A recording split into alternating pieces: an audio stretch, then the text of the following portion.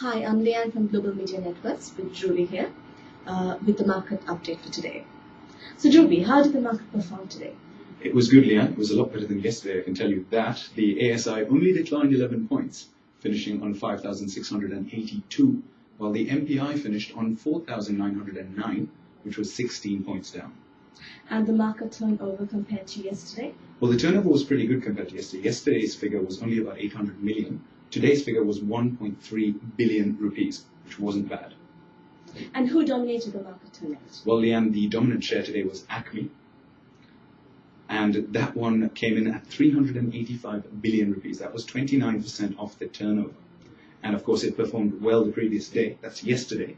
And it was up today, finishing at 33 rupees 50. That was up 380. What is the story about it? In a word, Leanne, speculation.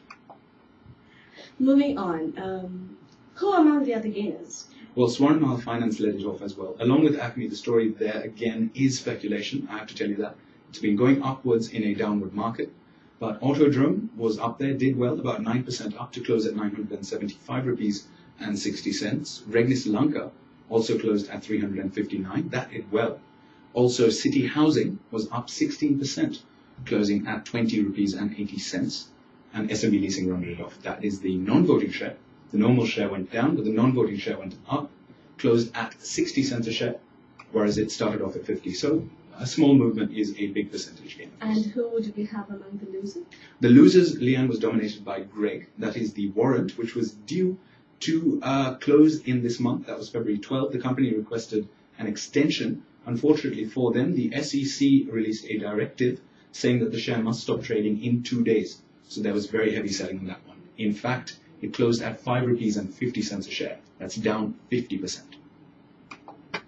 So what have you got for news today? In the news, very interesting, Leanne, inflation. Talk about inflation. Year-on-year inflation was at 3.8% compared to 4.9% last month. Significant drop. Whereas the annual average was 6.5% for this month. Last month, 6.7%.